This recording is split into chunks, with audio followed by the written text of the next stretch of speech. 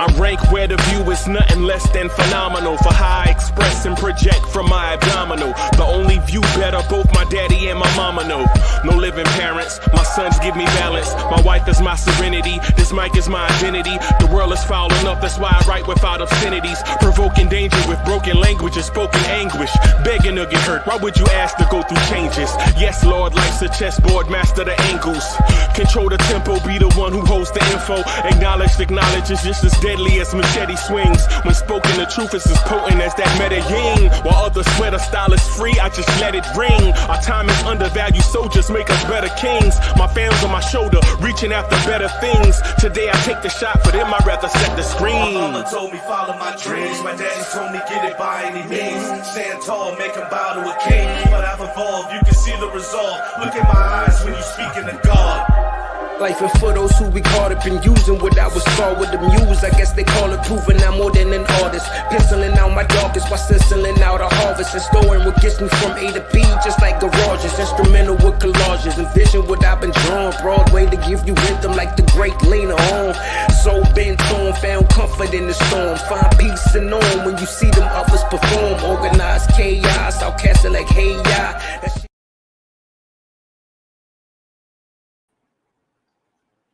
Yo, party people in the place to be. What's good? It's the number one Chief Rock and Knicks Universe, your main man, Uncle Freezie, and welcome to. Oh, wait a minute. Yo, party people in the place to be. What's good? It's the number one Chief Rocker in Knicks Universe, your main man, Uncle Freezie. Welcome to the Knicks at Night podcast, the premier Knicks in the Nighttime show, hosted by yours truly. Y'all want this party started right? Y'all want this party started quickly, right? What's good, y'all? What's good? What's good? What's good? What's good? What's good? What's good? How y'all doing out there? How y'all doing out there, man? Salute to everybody. Salute, salute, salute. What's good? David L. is in the house. King Poppy is in the house. DSJ is in the house. New York Knicks is in the house.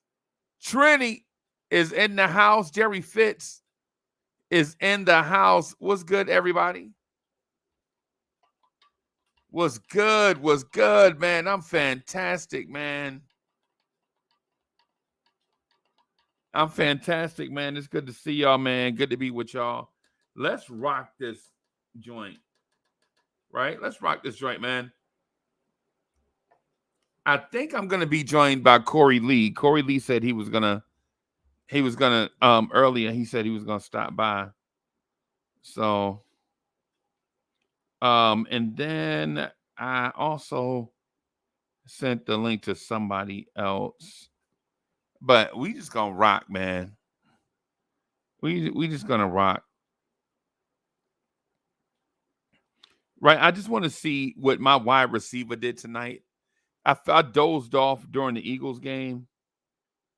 So I just want to check real quick. Let me see what Justin Jefferson did. I took Justin Jefferson with the number one pick, y'all. I took Justin Jefferson with the number one pick. Oh, Justin Jefferson had 11 catches for 159 yards. Imagine that. Okay. All right. So Justin Jefferson did his thing this week. All right. JJ is in the building. JJ, what's good, my brother? What's good? Ralph Unreal is in the building. What's good?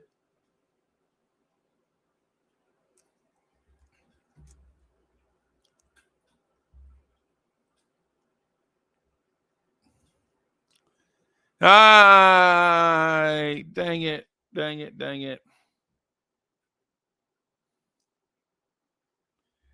So Bully hit me up. Right. Okay.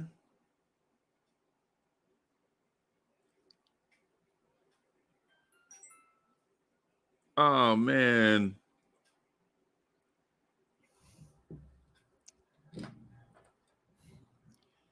So with NBA training camp coming up, I'm finding it harder and harder to find something to speak with everybody about specifically. But I am finding that there are conversations.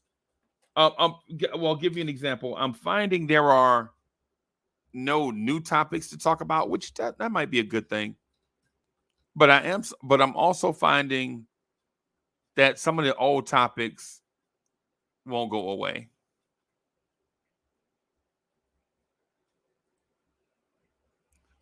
Yeah, Ralph on Real says the preseason is not that far off. Nah, man.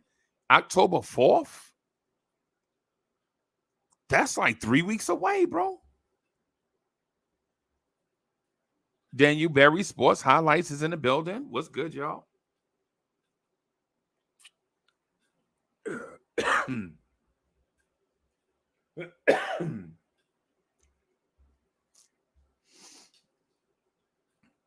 So I know that I'm finding that there aren't many new things to talk about, which I'm really not even interested in talking about new Knicks topics, right? But at the same time, some of these old topics won't go away. Y'all know the old topics. Disrespect for Julius Randle. The Knicks roster is too short, too small. Tom Thibodeau's rotations. The front office won't talk.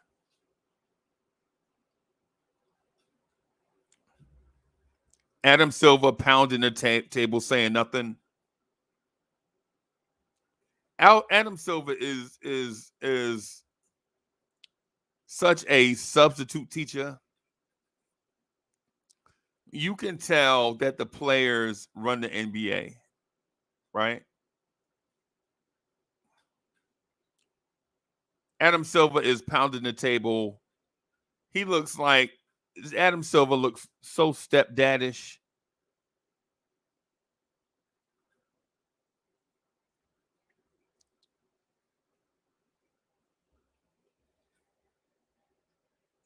Jerry Fitz says, backup power forward. Hey, bro, we ain't got one. The Knicks aren't addressing the Knicks aren't addressing that the Knicks aren't addressing backup power forward, bro.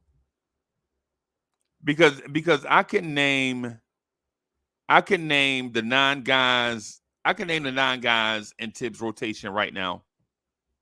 Your starting 5: Brunson, Grimes, RJ, Randall, Mitch. Your 4 guys off the bench. And this is so easy. Quickly, DiVincenzo, Hart, and Hartenstein.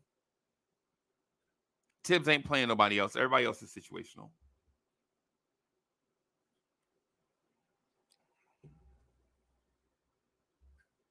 Coach B is in the building.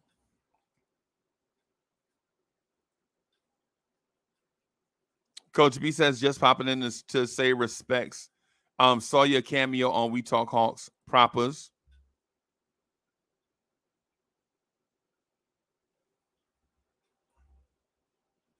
Yeah, it's crazy. People think I'm a hater. And people think I'm a hater. Like I legit respect all franchises, bro. Virtuoso was in the building. DSJ says Adam Silver looks like a bald Danny Tanner. Wow. Edward Walker's in the building. What's good? What's good? What's good? What's good? As the summer comes to an end, I'm really concerned as the summer comes to an end, I'm really concerned about this 60-win thing. I'm honestly in a place where I don't know if Manchild's in the building. I don't know if we should allow people on our bandwagon. I don't know if we should allow people on the 60-win bandwagon. I think we should have the seats be exclusive. Anybody in the chat? Anybody in the chat think this Knicks team can win? And when I say can win, hear me out.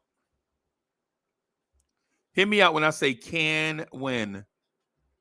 Not will win, can win. Anybody in the chat feel like this team can win 55, 56 games?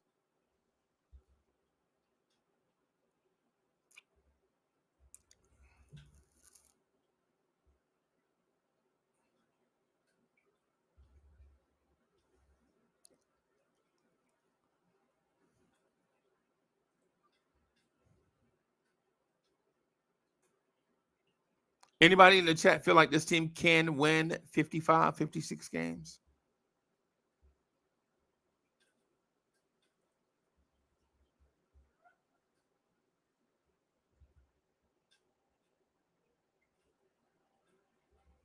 Virtuoso, what do we have to do to get you to 55 wins? You're right at 54. What do I have to tell you to get you to 55?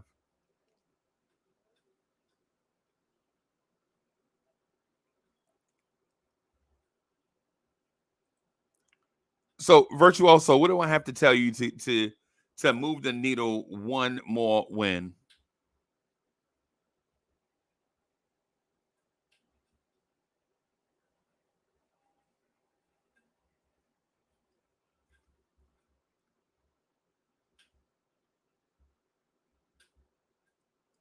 I'm just waiting on Virtuoso for this one. I'm just reaching out to Virtuoso for this one.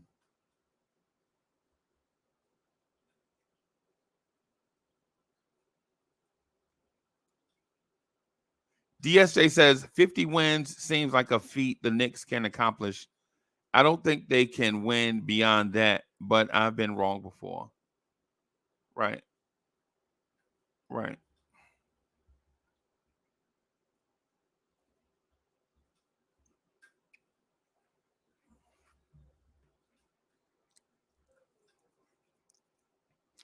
For all the people saying 47, 48 wins, I'm going to say if the Knicks win 47, 48 games, fire your coach in your front office.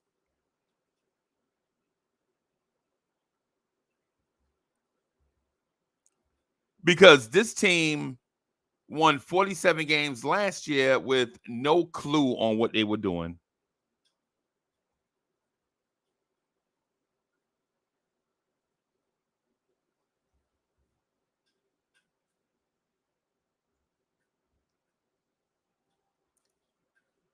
This team won 47 games last year, and they had no idea what they were doing. They were starting. Evan Fournier was getting minutes. Cam Reddish was getting minutes. Obi Toppin was getting minutes, and they were just trying to figure it out on the fly. They were trying to put some pieces together. They were trying to figure out what worked, what didn't.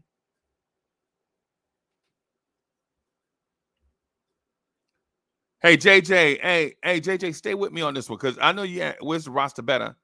Don't think of it in that sense. Think of it in a sense of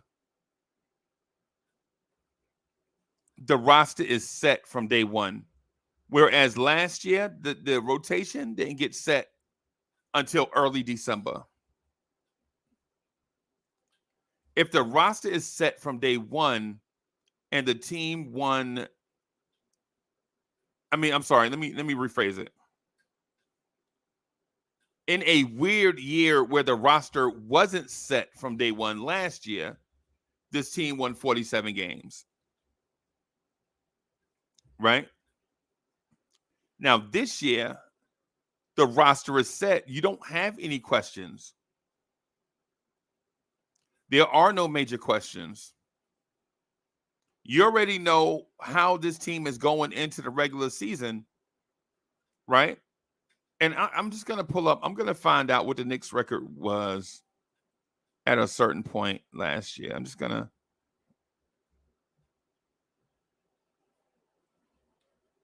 Oh, let me type it. Let me see. New York Knicks record from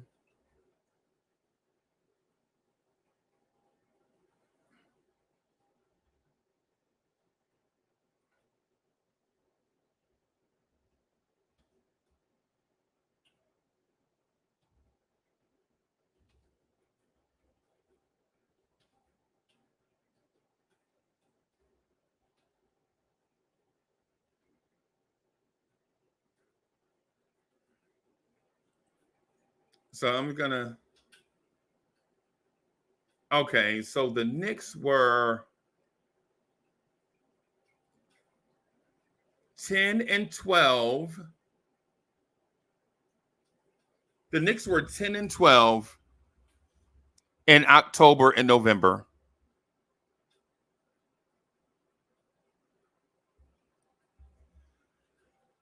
The Knicks were 10-12 in October and November of last year. And so if we just flip those numbers, because we know the Knicks were not a below 500 team. The Knicks won 47 games, 47-35.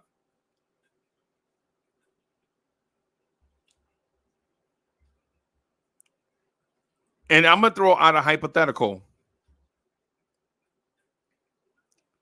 Say in those first 22 games, say the Knicks in those first 22 games, say the Knicks were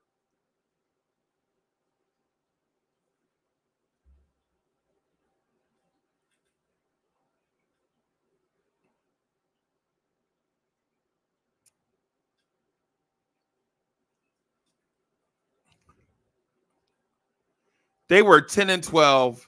Let's say for the record, they were 12-10. They were 12-10, right? That's already just off that. Just trying to figure out Cam Reddish, Evan Fournier, and all of that stuff.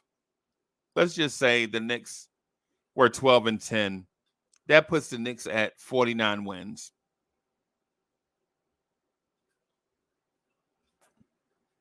And then let's add Josh Hart to the equation.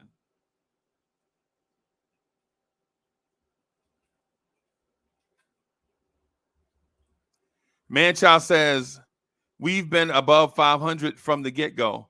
Well, we were 10-12 the first couple of months, right? Tom Thibodeau was on the hot seat, right? I'm trying to find the December stretch. I want to find the December stretch.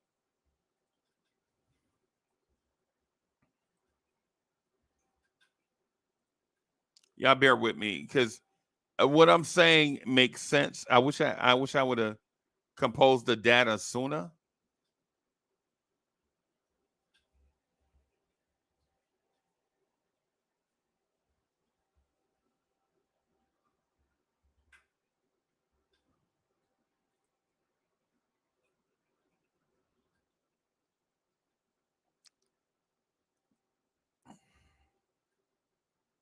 I want to see the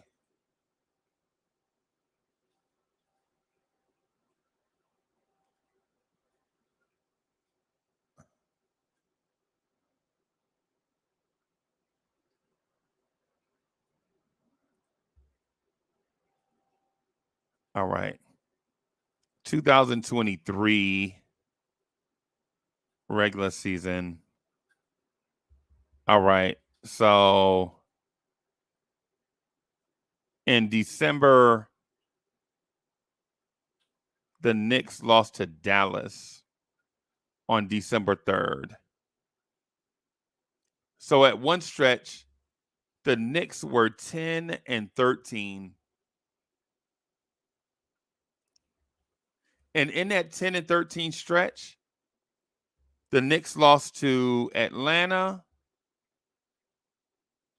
In that 10-13 stretch, here are all 13 losses: Memphis, Milwaukee, Cleveland, Atlanta, Boston, Brooklyn, Oklahoma City, Golden State, Phoenix, Portland, Memphis,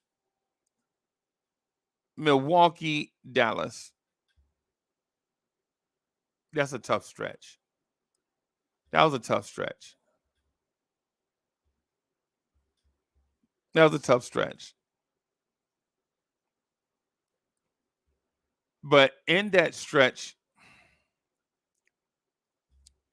we got blown out by Dallas. We lost to Milwaukee. That's the Giannis. For those that don't remember, that's the Giannis crying game. The game that we lost 109-103, where Giannis was crying to the refs. Wah! Yo, T. Smith, what's good, man? How in the world is Giannis complaining to the refs about the Knicks being too physical? Y'all remember that? They being too physical. Giannis, you like 9 foot tall, you like 400 pounds, and you a super freak, and you mad that in a switch, Quentin Grimes is guarding you in a switch? Really? We never wanted the switch. We never wanted Grimes to switch on to you, and now you complaining? Giannis is, yeah.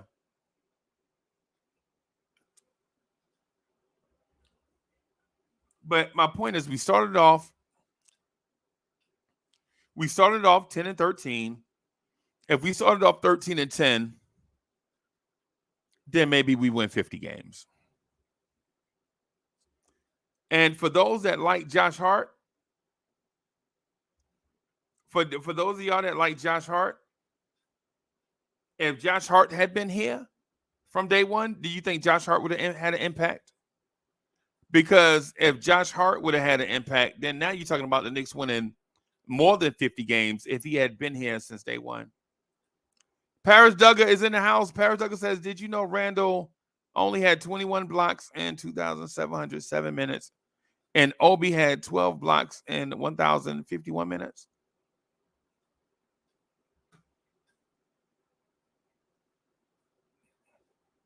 Good to know.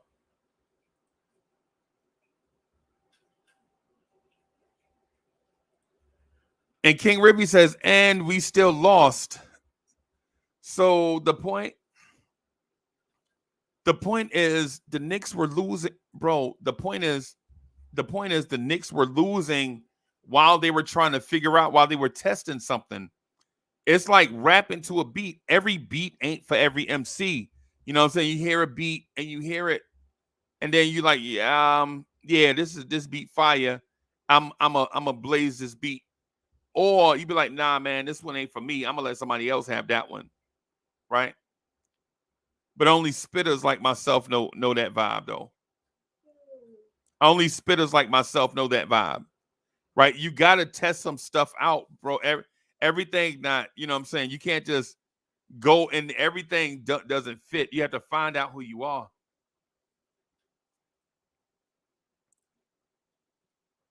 Jerry Fitz says Josh Hart would have gotten that rebound on the Luka missed free throw. That Luka put back in, yeah, in his 60-piece game. Yeah. Yeah.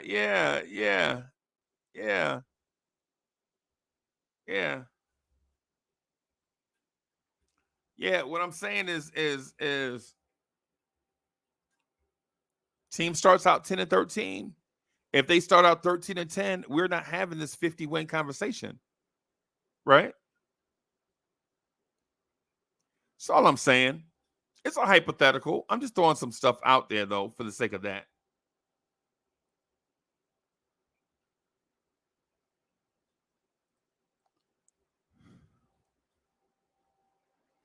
King Ribby says, let's get on the track then. Hey, man,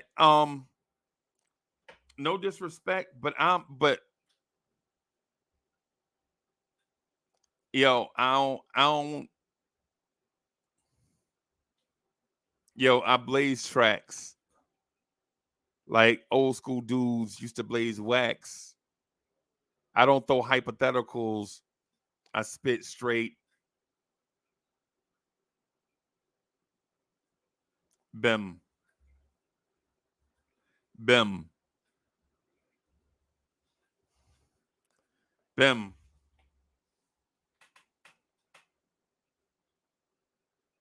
Bim.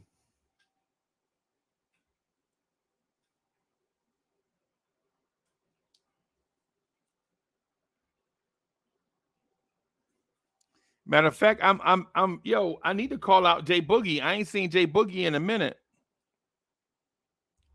I need to hit up Jay Boogie in a minute.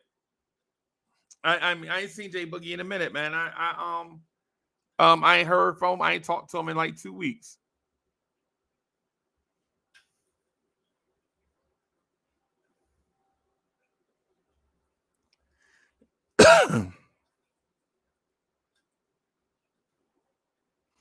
Yeah. Paris Douglas says 21 blocks in 2,707 minutes played. Okay. All right. See, okay. If you still Julius Randle hate fest, bro, you can have it. You can have the Julius Randle hate fest, bro. I mean, I'm not gonna go there with you. We'll let Paris Duggan have the Julius Randle hate fest.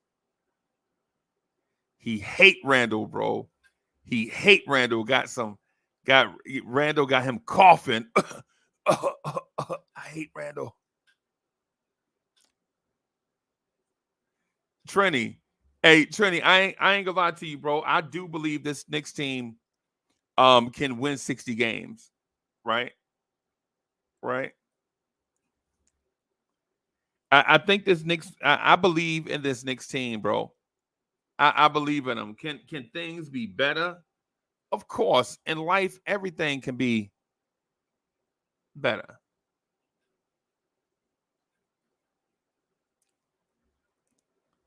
Oh boy. David Smith. I see you. I see you. I'm gonna put this up here only to make us laugh, bro. DiVincenzo, Knicks missing piece to a title.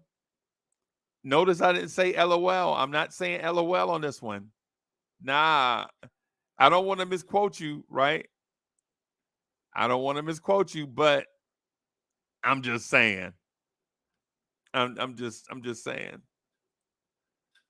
Jared Fitz says the only player on the Knicks that falls under the new rules is Randall. Really?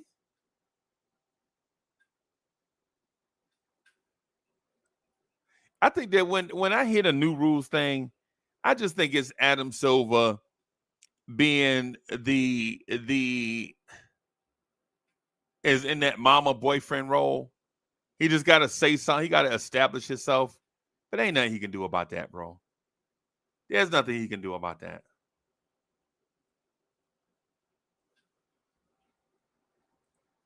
Dripmore is in the building. Yeah, man.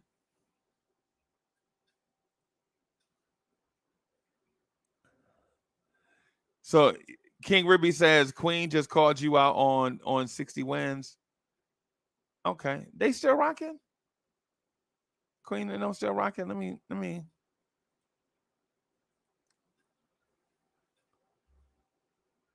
Queen can't call me out. She gotta. Queen B, don't be calling me out.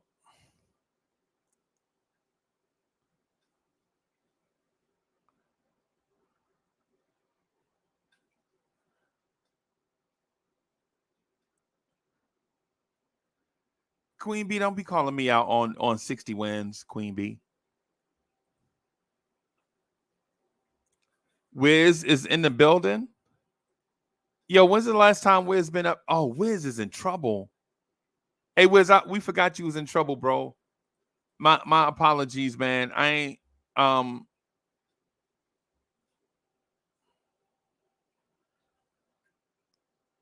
Cormega is in the building.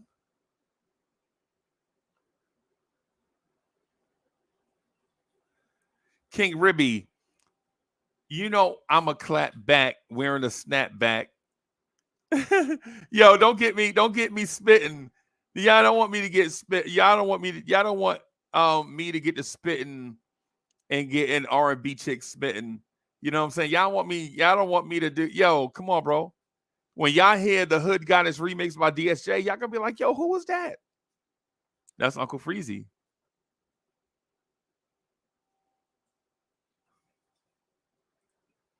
Otherwise is in the building. Otherwise says I had to throw up the big 60. Big 60. Big 60.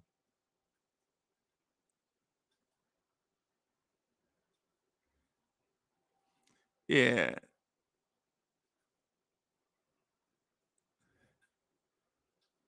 We ain't moving. Yo, we gonna be moving swiftly, not with that mid 50. If y'all with me, throw up the big 60. Y'all know what it is. J Boogie, I might call you out, J Boogie. J Boogie, if you listening, I might call you out on something. Bars.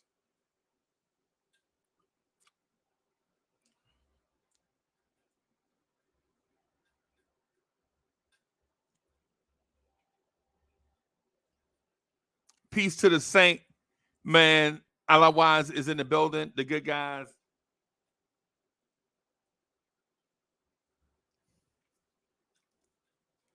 Yeah, hey Trini. Hey, Trini, why you gonna toke if you don't want to smoke? Moving in a circle like one big joke. Come on, bro. You know what I'm saying? It's one of them things, bro. If you got these little bars, I'm just giving it. These are free. These bars I'm throwing out, these are free. This is for what? This is for everybody, bro. David Smith says, "Yo, teams in East such as the Hornets, Magic, Pacers, Pistons, Cavs, all improving by leaps and bounds. Not going to be easy for the Knicks going forward. But the thing about that though is this: all those teams are improving, but they're not. These teams are going from top 7 lottery teams to back end of the lottery teams. You feel me? These teams are not going from, top of the lottery to first round playoff teams, playing teams. These teams should still be edible for the Knicks.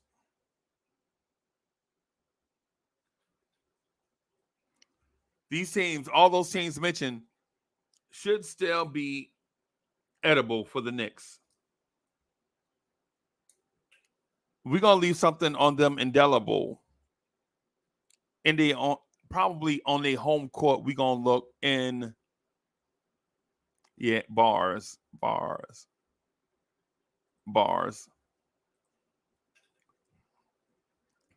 And Trini says those teams have no continuity. Yo, my thing is with yo, let me.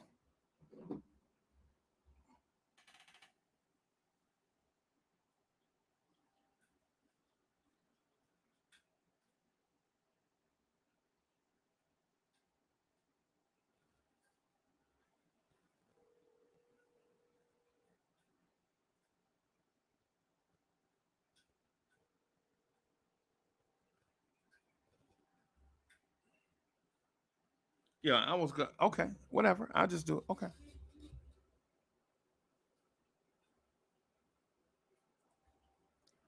David L says he's stealing them rhymes for Stevie Wonder.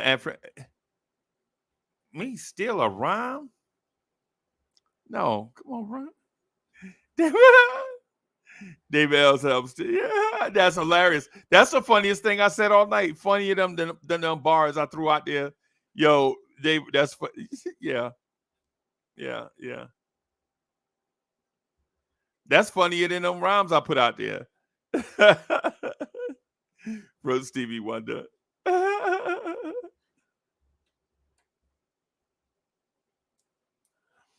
Yeah, man. So,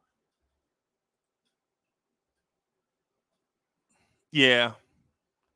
Yeah, let me get on this. I'm gonna get on this track real quick. So I'm gonna get on this track real quick. The Knicks are where those teams want to be, right? So the Knicks have a bunch of young talent that took a few years to develop. And this is the year that we feel like all those players that have been developing over all these years are going to develop, are going to blossom, right? Quentin Grimes is third-year player. Quickly, fourth-year player. RJ, fifth-year player. Mitch, sixth-year player, right? And so when you have all these young dudes, you expect these young cats to take the leap, because if they don't take the leap this year, they know and we know that it might be time to replace them. You can only wait so long for young guys to develop before you consider bringing in other young guys to take their place.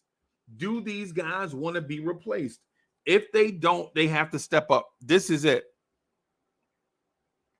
When your last quality player enters about year 3, when your last young quality young core player enters year 3, then you no longer have a young core. Now they're young veterans, right? Right? Oh boy, we got a superstar backstage. I must have said something about somebody. I must have talked somebody up.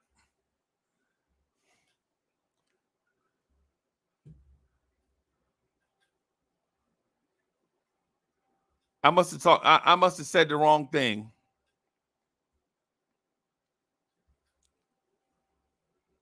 Those things I was spitting must be hitting different. My guy, come on to set the record straight. Let me see if I got an intro for him. Where is the intro?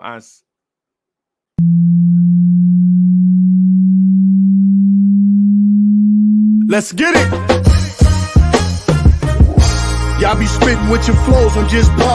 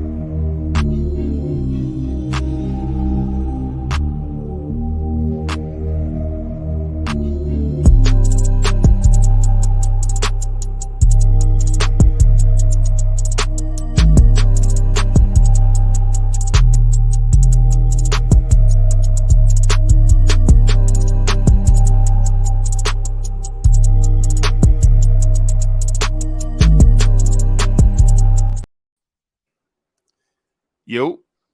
Salute, homeboy. Yo, come on, man. Really?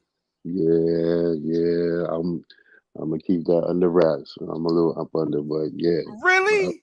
I found out a little bit earlier today. Oh man. That's because of that pizza, that New York pizza, bro. It's the Yo, don't disrespect salad, pizza. Yo, Salute to the chat, man. Yeah. Hey, King Ribby, I'm locked out of. You remember I gave you the email address? Yeah. I'm locked out, bro. I gotta send you. Let me do this, bro. I'm gonna send you another one, and so you can Salute to the chat. Mega, what up, dude? JJ, what's poppin'? Trini, what's poppin'? East Drew Blue, homeboy, what's good? Homeboy is in the house. King Ribby, what up, Rib? King Ribby is in the building. Yo, we got a superstar backstage.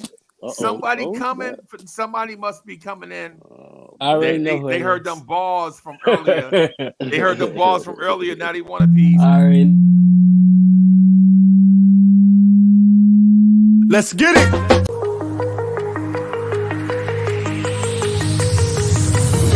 Do you remember how you held me then?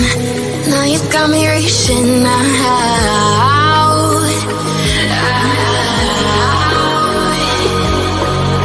And do you see you got me falling in more times than I can get out.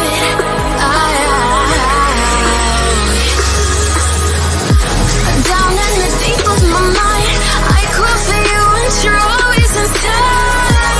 Down in the deep of my mind, how long do I got to keep you, to keep you? Down in the deep of my mind, I call for you and you're always inside. Down in the deep of my mind, trying so hard not to keep you, to keep you. Peace and love, gentlemen. Yo, what's up, man? Peace. Oh, Peace. man. That Wiz. at four, well, that block by that 4 green block looked like my old block instead of South Oxford. Yo, listen, I would. Yo, You ain't live on no socks outfit. I used to see that South Oxford right there between the DeKalb and From Fulton. Brooklyn Hospital. No, 2 blocks of Brooklyn Tech. Word? Okay. That's I what's went- up. That's what's That's up. in my hood a little bit. Yeah, he All used, right, to, cut that's through, what's he used to up. cut through the park to go to school. Yeah. I own a house at on Clinton. So Okay. On Clinton? Yep. Oh, Okay. All right. That's Yeah, what's up, bro. What up, Wiz? Yo, Wiz, I was telling Freezie, I was like, yo, where you get those pictures from? Because the one part when the Bevan Stuyvesant part come up with the last part, I said, wait a minute now, that's almost around. I was like, wait a minute, Freezie doing some Yo, I espionage. told you I'd be outside, bro. I'm outside, bro. I told you I'm outside, bro. Yeah, outside. Yeah, Yeah. definitely outside. Yeah. Salute quiet buddy. Yeah, y'all come on the stoop to smoke y'all cigarette, bro. That be me cross the street, bro. Oh, Nah, I don't smoke no yeah. cigarette. He on some real Mission Impossible right now. Dun, dun, dun, dun, dun, dun. Yeah. Yep. Actually, and I still have a place on Vanderbilt also, right? Clinton Hills, man. I mean, but he look familiar too. I'm like, everything. Freezer must be some deep espionage stuff, man. Yeah. Right. I think like from CIA, FBI. What was that from the Transformers, Wiz? My man Sidewave had that little thing in his cassette, laser beak. Let me find out he got laser beak flying around Brooklyn taking shots and whatnot, taking photos. Yeah. That's the only way to do it, bro. I ain't mad at you. I got drones out here, bro. I see.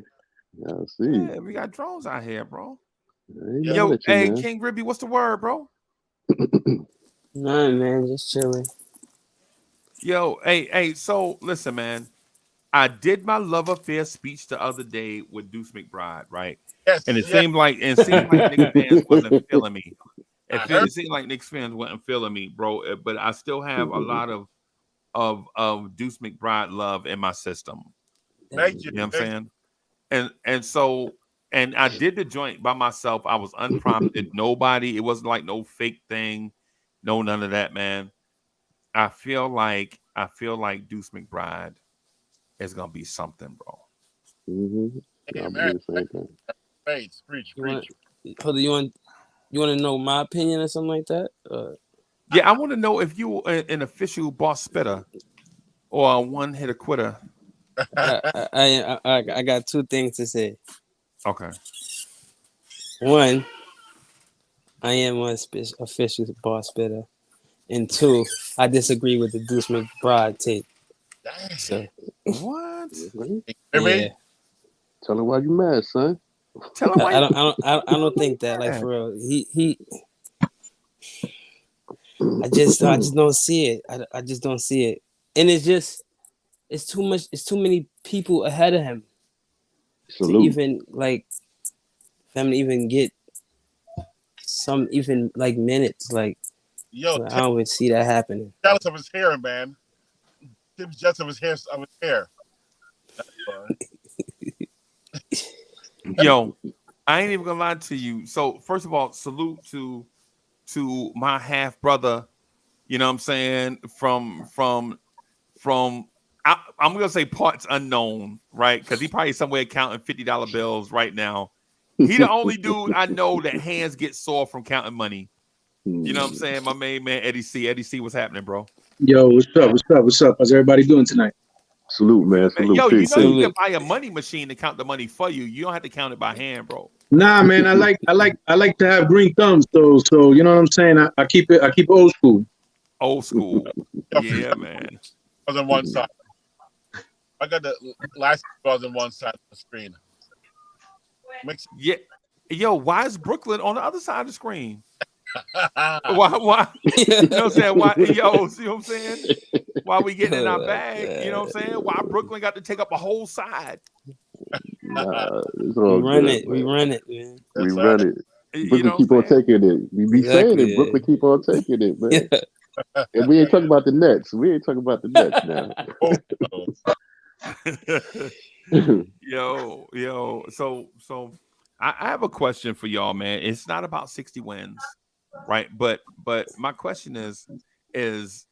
It's a question that and people keep hitting me up in DMs and stuff, right? So let me tell you why the question is asked. They're like, yo, you keep talking about 60 wins. You keep talking about 60 wins. You keep talking about 60 wins. And here is a question. Has the Knicks front office done enough to this roster in order for this team to win 60 games? I'm gonna mute my mic and let y'all handle that. Go ahead, Eddie. Go. Man, I don't know yet. I mean, I got to see them play for. You know how each season is a brand new season, so I really got to see how they play with each other. Even though it was this basically the same group coming back, and somebody who kind of like I feel already has chemistry with the players on the team anyway. But I wanna reserve my opinion until I actually see them play a few games, and then I can assess. But I mean, gun to head, I think we're gonna be all right because these kids already have chemistry with each other. We might be a little bit smaller than we usually are because the teams from the past have been, we've had a lot of centers and power forwards, and now we're lacking in that realm. You know what I'm saying? So I don't know how we're gonna play against bigger teams if there are any big teams out there anymore. But I'm excited to see the small ball anyway. Let's just see how it goes. See how Josh Hart, after we got off that stream that the last time I was with you, Josh Hart got the start at power forward, right? Right. He supplanted Brandon Ingram. Yeah. So going back to that, and like I ain't mad at him, playing a little power forward here and there with RJ Barrett switching off, just bodying up whoever's down there. And if they get a little layup, if they get a bucket, that's not the end of the world. Let's see what they do on the other side when we get the ball. I'm not even going front. I totally agree with Eddie C, man. I want to see what's going on first before I start making a judgment on what's going on with this team. Indeed, we're a little smaller. I mean, because you do got big teams out there like Denver, you got Phoenix and stuff like that. And Josh Hart definitely got to come. I mean, well, I don't want to say Josh Hart, but RJ got to come. He got to come in smoking hot. You know what I'm saying? I always say it all the time. Excuse me, bro. He got to come in a little bit. He got to come in strong. No, he got to come in consistent. No more getting busy in March and stuff. Get busy now, bro. You just coming off that Canada thing, international ball playing and World FEMA, whatever. Come in smoking in Madison Square Garden as soon as you get in there. And Eddie C, yeah, I agree. Facts. I take the next will be the USA/Canada FIBA team of the NBA. We're gonna have some nice little looks here, but weakness will be exploited by team, including teams like even Orlando. So 60, I don't see it. 50 plus, I do see that. And of course, I do see playoff elimination, second round.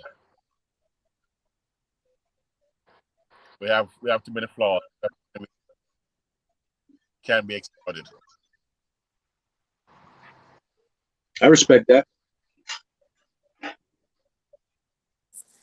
I feel we not gonna accomplish the 60 win season that you guys are saying, I feel we probably gonna accomplish 50 to 53, 55 the most. And I think we're gonna make it to the. You think we're gonna make it to the ECF? I could see that, but I don't think 60 we wins is could. not possible. No, I don't think we could get like take it all the way there and be the champions. But I think we could be the ECFs. But I don't think we could take it all the way. I think we still gotta miss a piece. What piece would be? What piece would that be, homeboy? Small forward. I ain't gonna front.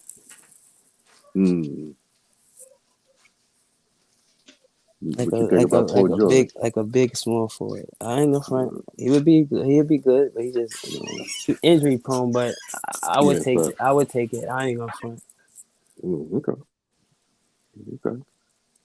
I was just checking out the team totals for the upcoming season, and the Knicks are rumored to be around 46.5, under 140. So that means the under is more expensive than the over. 46.5 wins next year. 46. That's Vegas, right? Like last year, we broke that, so it's not like it's impossible to break. But those are the odds for the Knicks next year. 46.5 wins. Okay.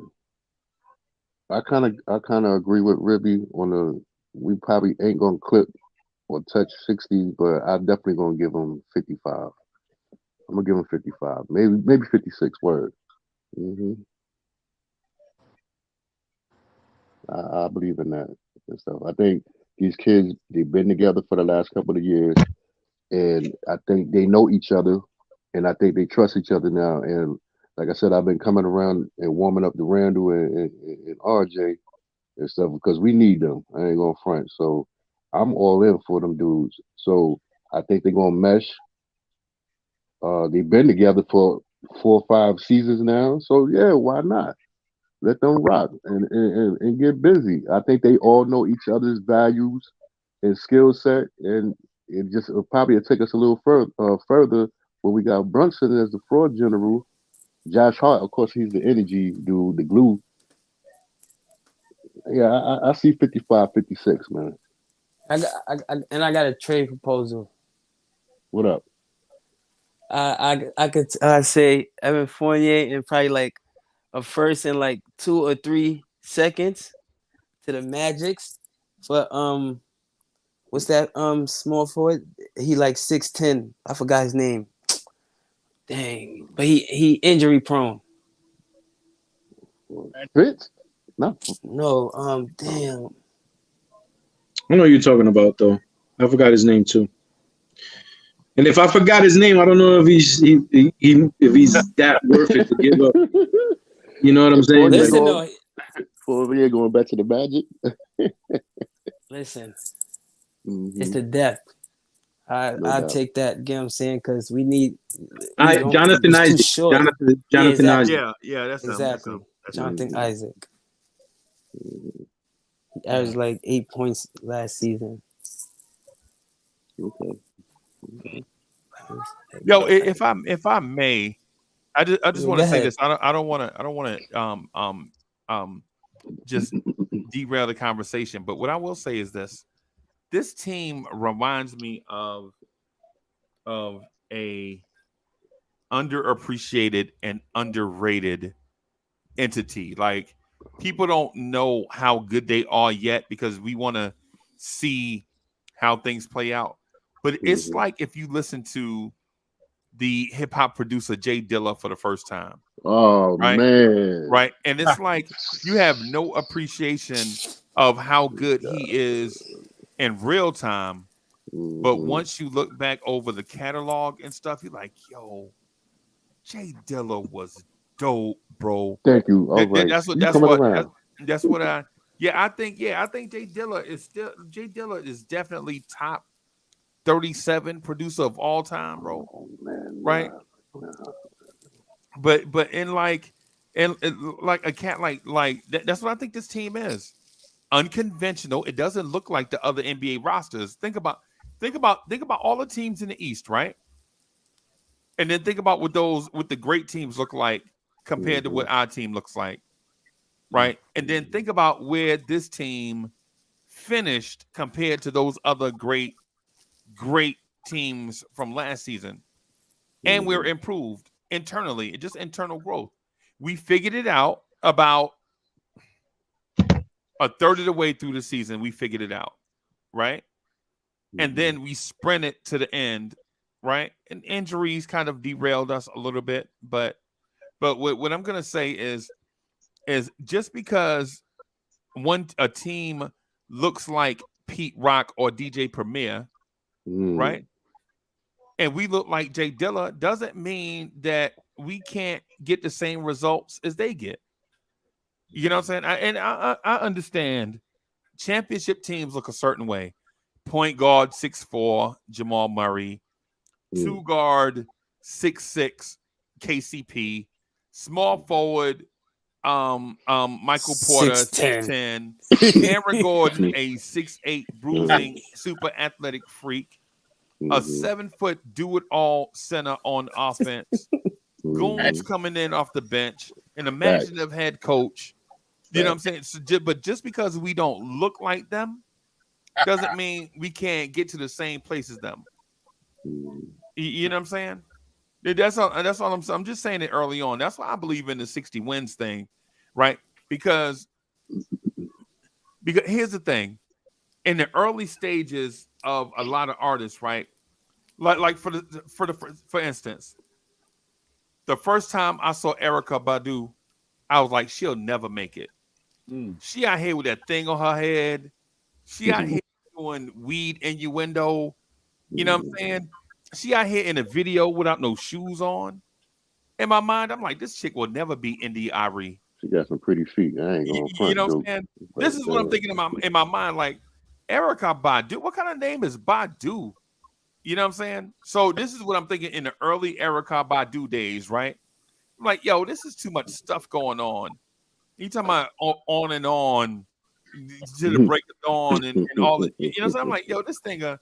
And then I messed around and bought the album.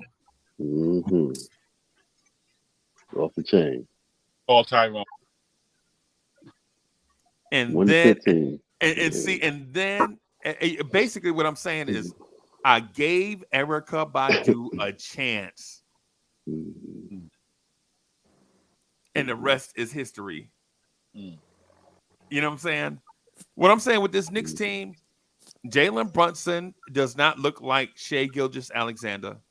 Quentin Grimes does not look like Bradley Beal, Zach LaVine, Anthony Edwards. RJ Barrett does not look like Jason Tatum. Julius Randle does not look like Giannis. And Mitchell Robinson definitely does not look like Jokic. You feel me? You will never mistake a Mitchell Robinson for a Jokic, right? Right. But the thing about it is if you allow those things to gel, come together, you may get something unexpected. I'm not trying to sell you on how good the team is. We already know the team is good. Yeah, we already know the team good. The team made the playoffs 2 out of the last 3 years.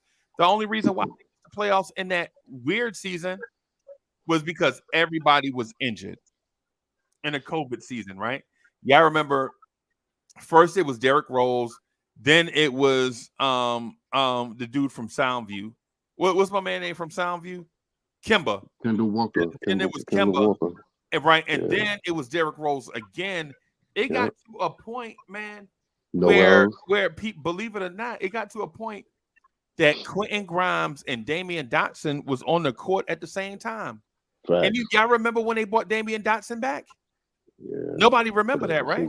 I remember that. Yeah, they brought in Damian Dotson and Ryan Arcidiacono at the same time. Oh man. Yeah, I remember that. Yeah. Wow. Yeah, so I like my thing is just real quick, Wiz, I'm gonna say this and I'm gonna get out of the way. My thing is sometimes things are just gonna look unconventional before the start of something big. But imagine the first time you heard Ghostface Killer. He was like, what? Who? What is this? He don't sound like, think about this. The first time you heard Ghostface Killer, you was like, yo, he don't sound like Ice Cube or Snoop Dogg. He don't sound like Nas. He don't sound like Q-Tip.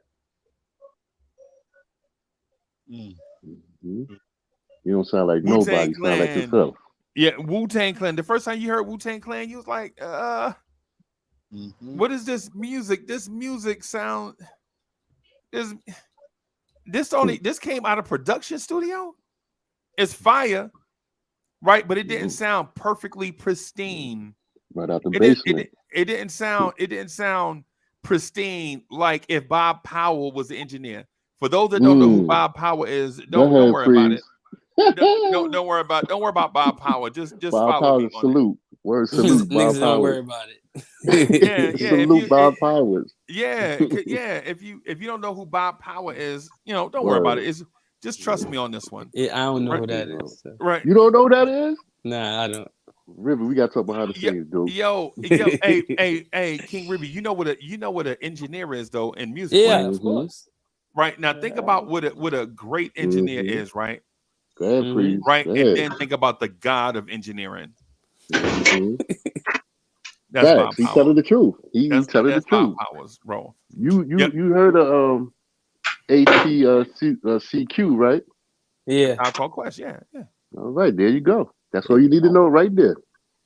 how their music sound pristine. Like Here we go, yo. Here we go, yo. Yeah. So my thing is just because the team doesn't look like a conventional team right now doesn't mean they can't accomplish these things that we wish they could. Every NBA team that wins a championship using their own blueprint. Nobody wins a championship being a carbon copy of someone else. And if you don't believe me, right? If you don't believe me, look at all the past NBA champions, right? And think about what that team reminds you of. And you'd be like, this Denver Nuggets team? I don't know if I remember a NBA champion where the center is the hub of all the offense, right? Or any LeBron James team.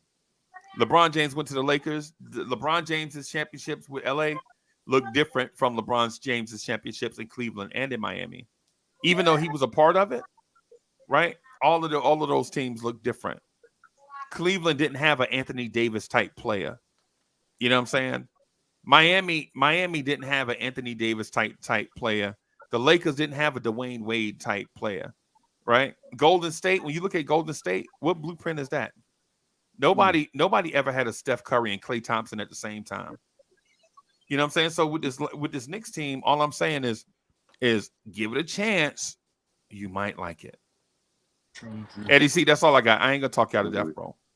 There's something else that I want to add to that too, that probably is the reason why, we're in that space of like, you don't know. We have a lot of players now that are going into their 4th and 5th years who are young 22, 23, 24-year players, and we don't know if any of them are going to pop. We don't know. We just saw RJ Barrett. He's looking pretty good. Hopefully he can bring it over. You don't know if he can be the answer at the 3 for the next 10 years, right? This could be the beginning of the next 10 years for him as a quote unquote star for the New York Knicks. Emmanuel quickly is also looking good, man. He's looking stronger. It looks like his mental is where it needs to be. He definitely wants to get paid, just like RJ Barrett just did, right? So you don't know if Emmanuel quickly might come out next year and be, runaway 6th man of the year. Quentin Grimes. Quentin Grimes next year could come in and average double digits in points, 11, 12 points. And that puts you in a stepping stone to be on your way to becoming, you know, a 17-point scorer in this league, which is nothing to scoff at. So, you know, these players are coming into their own.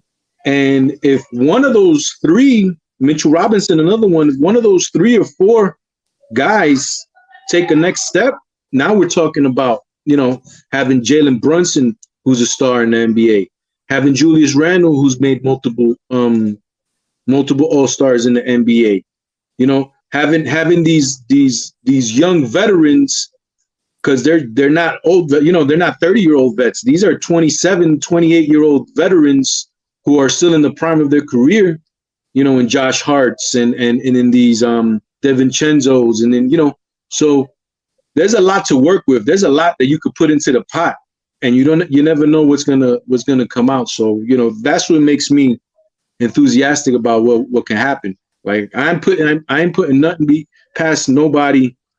I ain't putting the Knicks past 60 wins. I ain't putting this.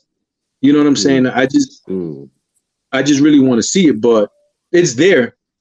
You know what I'm saying? It's there. Yeah, the reason why I'm holding back 60 is because I think only 2 teams in the East step back, really regressed, and that's probably I got to put Philly in there, and they're losing their point. But other than that, I mean, Indiana had a slight improvement on because they got a cat, a serious cat right there, right? Charlotte's gonna get their man back. They're gonna get what's his name back, right? The point guard. LaMelo Ball. So I mean, even Detroit, I think, is mature. I think more teams in the are mature. You're going in and out, Wiz.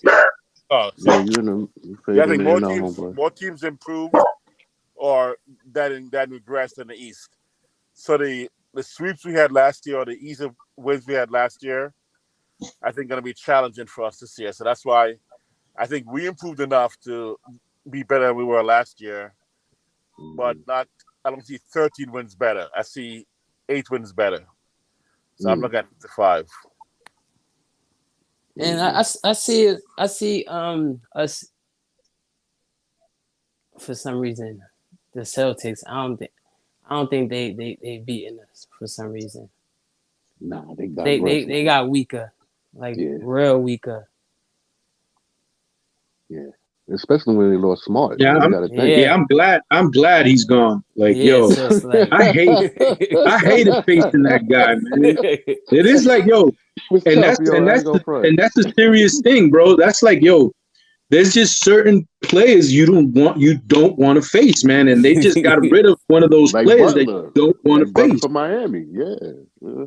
Yeah, you know what I'm saying? Like he's another one, but you know, just Marcus Smart, he doesn't have to score 20 points to affect the game. Just his defense, getting fouls on you, getting under your skin, all that stuff is part of a game, man. In the 48 minutes of the game, you know, it ain't all about how much points you scored, man. It's how you know what I'm saying? And that was a dude that I hated playing against, man. I hated him. So he on the rims of Pat Beverly, Rondo, Butler. I mean, like you got them players. You definitely have them players, as Eddie C would say, them players that you just don't want to face, man, and everything. But I'm on that note, I'm gonna agree with King Ribby. Boston and I think man, I'm gonna say Miami. I'm gonna say Miami too. I think they can't see us, man. Yeah, I forgot about them. If Julius didn't, have them 2 ankle injuries in the playoffs, man, we could have smacked them dudes around. But I know Julius gonna come out fighting, and I think he got a point to prove. So does RJ. Hopefully, he knows he has a point to prove, because I think we as Knicks fans been putting him on the back burner a little bit, and I think he hear the chatter, and I think he want to come out and throw his bows, man. Come on out, do what you gotta do, and show that you want to represent and whatnot, because they talking about Josh Hart. and he's starting in front of you, you got to come out. You got to come out and do what you got to do, man. Now this is your time. This is a point for you to prove to not to NYC, but to yourself that I'm that player. I'm that guy. I'm tired of everybody looking at me. Nah, I ain't on the All-Star team. I'm this, that, and third. Now you got to shine, dude, and come out there and fight, bruh. And I think this team is going to do good, man. I really think this team is going to do good this season, for real. Salute Jay Dilla. Hey, how good? How good, bro? You know I had to throw that in there real quick. I'm sorry. Freezie said how good.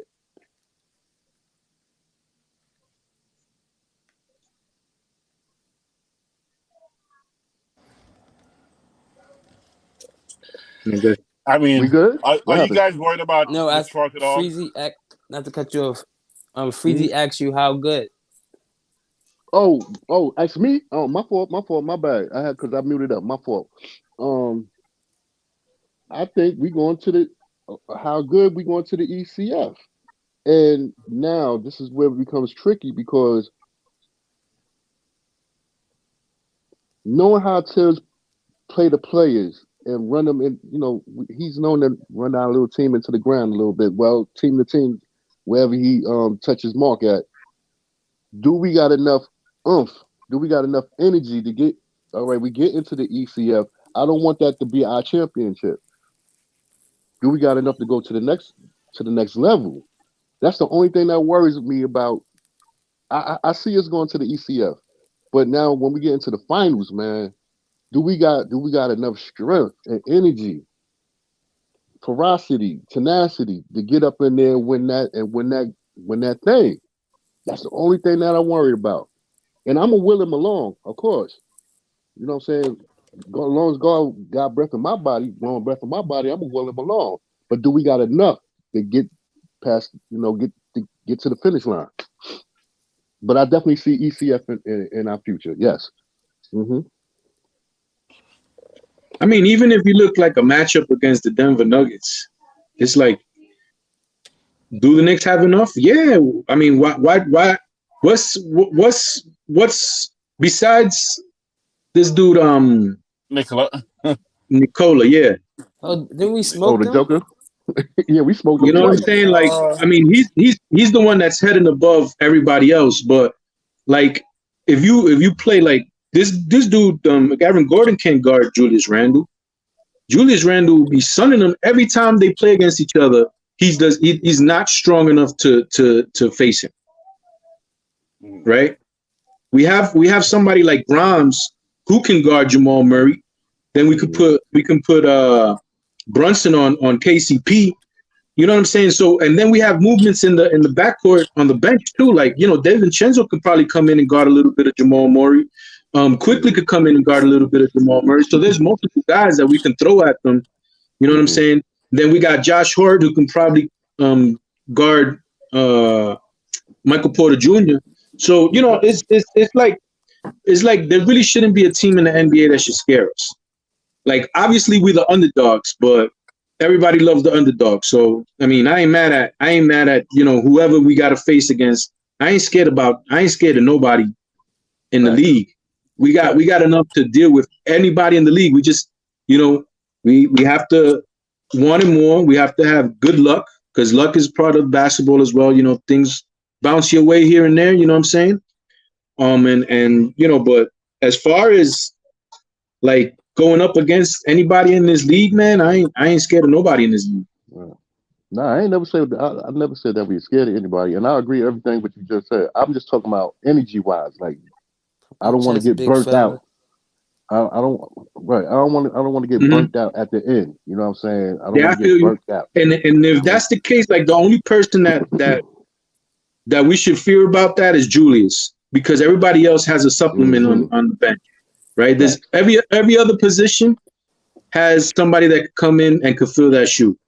Julius is the one piece, and is a lot of people like to dog him, but he's the one integral piece where if we lose Julius, we're done. Yeah, I agree. You know what I'm saying? Obviously, I don't want to lose Jalen Brunson, obviously, right? He's the engine to the team. But let's say for an example, he's out one of these games. We got quickly. You know what I'm saying? We saw what he can do. We got a DiVincenzo who can also play a little bit of the point. We got my boy Deuce, man. What about Deuce? We got Deuce. No, there's depth. That's what I'm saying. There's depth in every position. The only position that there's really not enough depth and we're riding on is Julius on the power forward position. Actually, my only contest for that would be, I think that Julius. Let's do a scale of 1 to 10. If we lose Julius, the backup guy is a 4. So the backup. I think the backup in that. If we lose Julius, I think Josh Hart is the one that's going to come in. Right, I'm saying he's going to be a 4 on a scale of 1 to 10 compared to what Julius is. If Julius is a 10, then our backups are going to be at max 4 or 5. No one's going to be even half as good as Julius, or maybe half as good. Contributes. That's why it's a big loss. Brunson, offensively at least, yeah. I saw Blake Griffin. Yeah. Yo, I got real quick. I got a superstar backstage. I think he coming to spit these bars. Hey, yo, hold on for a second. Let me bring my guy in.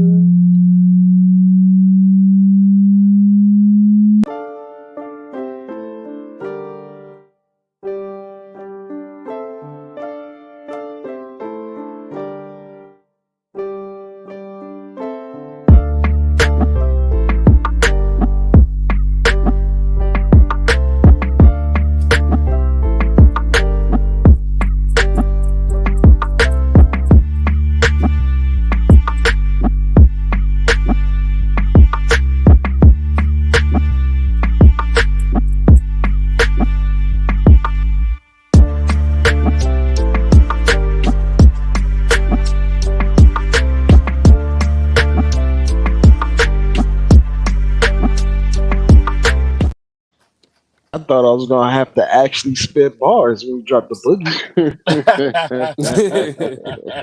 but salute Ribby, salute Bully, salute Wiz, salute Eddie C, salute to the chat. What's up, bro? Peace.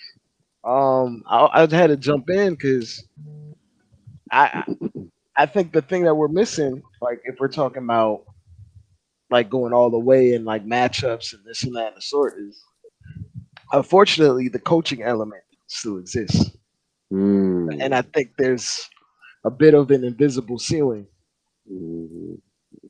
that we might be having with Tiz. I think in terms of depth or serviceable players, the way Freezie like described it, where like every team has been different that's won championships, I can push back on that to a little bit of an extent. I think the thing that is similar between all champions is they all have at least 2 efficient players at all times, no matter if they're big or small, if they're 2 wing players, if they're 2 perimeter players, they're 2 dynamic offensive options at all times, at least when they get to the playoffs. And then they flank them with defenders and length and all that other stuff. And if you want to keep it real, Warriors flanked Steph Curry and Clay with defenders and length. The Lakers team had a bunch of defenders with length on top of their 2 dominant, efficient players. You could say the Miami Heat were exactly that. You could say the only thing that might be an outlier, it might be that Spurs championship, because there wasn't really like Which one? They did it as a unit. I'm talking about their most recent championship. They did it as a unit in terms of being very efficient. But if we're talking about the Nuggets, they had 2 guys averaging damn near 30 the entire playoffs. Jamal Murray was playing out of his mind for the most part. Actually, Jamal Murray is one of those few players that actually plays better in the playoffs. His playoff averages dwarf his regular season averages. He averages 20 in the regular season. In the postseason, he averages 25.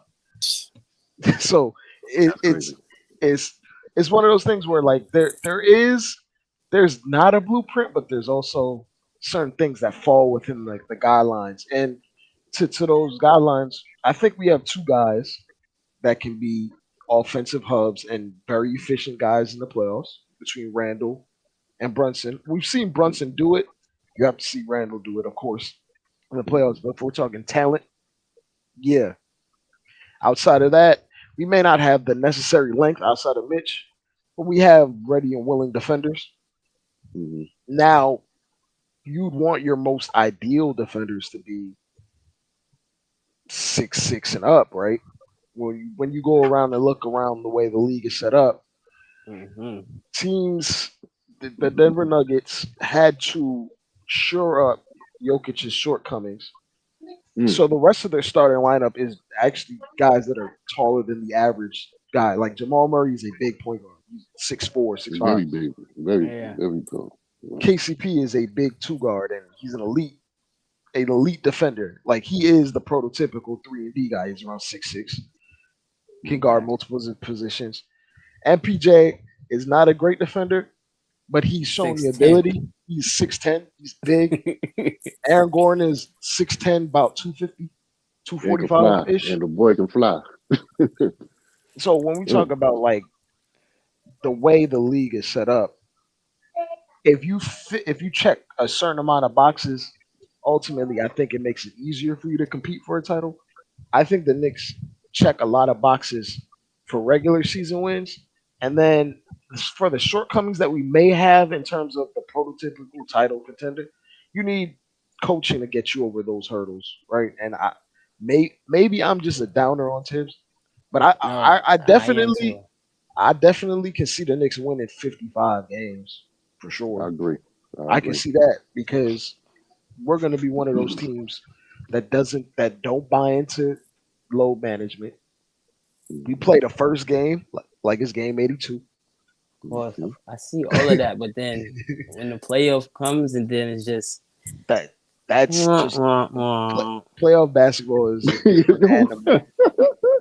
Playoff basketball is a different It'll animal. be all right. Yeah. But I think not even gonna hold you. I could definitely see us being one of the last 4 teams. Oh yeah. Playing Definitely. in the conference finals. But getting there, you like, even though we lost to Miami Heat, you kind of can see the shortcomings in terms of as far as being a tactician compared to his contemporaries. Like he got out coached by Spoelstra. They had injuries, we had injuries. It happens. But in terms of like the margins, sometimes there are shortcomings. And for a guy like Tibbs, you can't have players with too many flaws. They have to be well put together. They can have to have the autonomy. They have to figure it out, be able to figure it out on the fly on the court. Like I just the want most Tibbs, ideal player for Tom Tibbs would be like a LeBron floor general type that can just manage the court, what's going on and the tempo on his own without. Well, that's what we need Brunson to step up at. You know what I'm saying? He got to be more boisterous coming this season. He got to be a little bit more boisterous coming in. I think he can. I think he will. Because remember, this is his first time being the guy. Last year was the first time being the guy. And I think there is a learning curve in terms of being a playmaker, a leader. And I mean, we saw him exhibit leadership from day one, but there's a little bit that goes into like the walk it like I talk it. And when he first came here, we all kind of figured Randall was going to be the leader. And somewhere around like the 30 game mark, we were like, okay, yeah, Brunson is the leader, even if he might not be averaging the most points on the team. As he goes, we go. The Knicks go. That's right. That's a fact. That's a fact. And I think coming into the season, coming in with a training camp, coming in with like resting assured, like he has all the confidence in the world that he's shown he could do it on the big stage, even when the rest of the team is crumbling around him. Yo, you're right, but I think. Hold on, I'm sorry, bro. I think Tibbs need to be a little bit more flexible as a coach and be a little bit open minded to different schemes and plays and. It's funny. I agree with you. You know what I'm saying? He got to be a little bit more open, man, for real. The thing that make like the reason Tibbs being rigid works in the regular season because you need consistency to win over 82 games. I understand. But when you're rigid like that, you fall into some habits that may not be cohesive or effective towards winning against certain matchups. and that's where you need like you said, just to be flexible.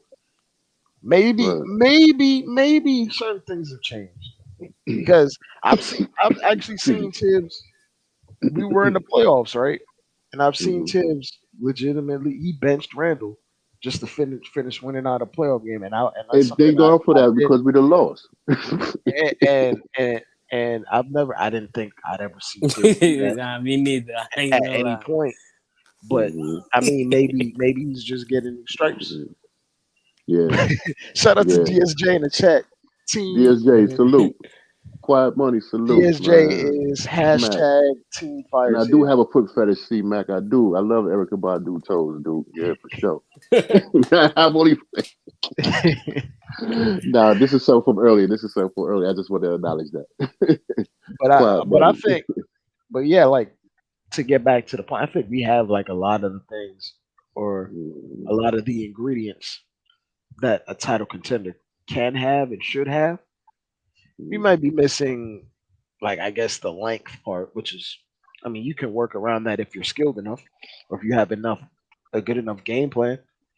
But in terms of like talent and depth, there's probably only like one team I think that has more legit NBA depth than us in the entire NBA, in my What you mind. saying? Now there might be teams with more high end talent, like Jokic. You can't just think about Jokic and throw it away, or like Giannis or something like that. Mm-hmm. But just from the outside looking in, I think the Lakers have a ton of depth after Oh, they like retooled. yeah. They retooled. Yes, they It did. ain't big. Yeah. Pause. Yep. So Go- And the Denver team is a lot different than it was last year too, because they lost yeah, two big Facts. pieces. They Yeah, lost Jeff Green Facts. and they lost Bruce. Bruce Yep. Bowen. yep. Yep. So those Exactly. are key depth pieces. You know, they used to put Jeff Green as the center. I don't know what they're gonna do now. Yeah, I think we might see like some off kilter lineups where they have Aaron Gordon as the center because he's big. Like there are no real centers in the league outside of like three or four of them, at least offensively, where you have to honor them. Mm-hmm. So there are gonna be lineups like that, but yeah, they don't have the same depth, and they're trying to like replenish their depth with draft picks, like controllable guys that make a little bit of money. And they have a couple young guys on that team that you might want to look out and check into because No, they I know. still need to I develop. like the young guys. I like the Strothers and I know what I can see what they're doing. I can, Brown, that because that Brown kid is I'm that beast. type of guy too. You know what I'm saying? I like to get these young talents and help them develop and see how they develop. And I'd rather go that route than to pay for a player. But They're strong with the cap, so they kind of have like no choice anyway. Like yeah, that's that's why they like and traded they're into this also draft. smart with how. Well, I think it's smart. Not maybe other people might not think that, but you know they traded Bones Highland for 2 second-round draft picks, knowing that he's going to ask for a contract. He doesn't fit exactly what they want to do. They were probably giving him plays, and he wasn't doing the plays. He was just shooting up shots. So they get that away from the locker room, and they get 2 draft picks, and they don't have to pay him. And those 2 draft picks can come into something that they might be able to develop. And they So make I, no money. I know They make exactly. no. That's still if I was a GM, that'd be kind of the certain way I would do it. You know what I'm saying? Mm. You know, Because like I they get it. have guys making a ton. They have like four guys making a ton of like the majority of the cap. Jokic, Murray, Michael Porter, and Aaron Gordon probably account for like 120 million between the four of them. And you know it's feasible that they have these now because they won a championship. If they don't win a championship last year, who knows what they may But think about somebody like a Michael Porter Jr. Like, damn, we paid this guy so much money, and then in the playoffs, like sometimes we had to sit him. You know what I'm saying? Because he wasn't doing what he was supposed to do. We got to put in Bruce Brown from PJ. So, and you paying him 100 and whatever. I mean, Family, those are but the type. But now you win the championship, so those, you can buy yourself another year. yeah. Your family, did yeah, you see what Drew Blue just said that Mitch was in the gym with Rasheed Wallace? What you think of that? I mean, is that going to be good for him? because I mean, I I just mean, don't the want him. only the only thing I don't want Rasheed him just Wallace. getting rebounds. I want him to get. I want him to make offensive shots as well. You did. I need. Well, I mean, I we mean, know Rashid wasn't all of that as on offense, but I mean, come no. on. Rasheed, I'm gonna keep it real. No, he Rasheed got busy had though, a little bit. Yeah. no. He got busy. He definitely got busy. He just never reached his potential that he could have been. Mm-hmm. Because Rasheed in this era is 22, 23, 24 points per game. Killing him. Mm. But I think he just never really wanted it, or there was He was always overweight. Like he could have been more. Oh, he You know, said work Hulk. more Okay, on my his bad. body. Mm-hmm. He could have worked more on his body, and he could have reached that potential.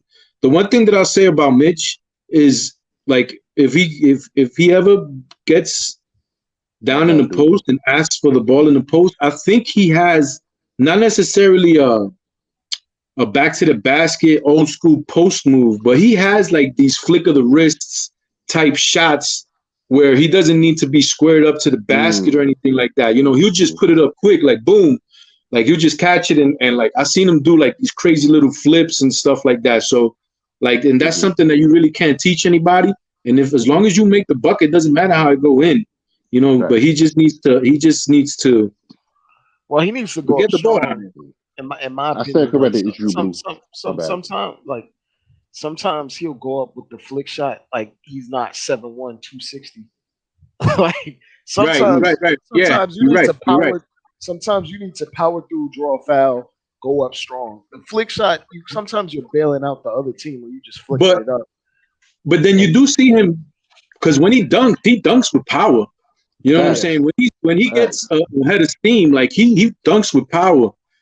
It's just, I guess, it's just like getting used to it because when it's back to the basket, he probably obviously doesn't feel as comfortable, and he does these flick shots or these putbacks that are a little like flickery or whatever. And he doesn't really need like an extensive move set. He's 7'1". He could give you literally one back down, an elbow, and turn around on you and lay it up, like or a basic drop step. But ya pegué la cámara. But it's like it's one of those things where I don't want Mitch to completely abandon his initial identity because I mean you know what we want him for. In my mind, if Mitch is a more advanced version of Clint Capella, I'm cool with that. I'm perfectly fine with that. If he's a more advanced version in terms of just being a better defender and being able to finish around the rim when called upon, or being able to be a consistent, a guy that can actually set consistent picks and screens.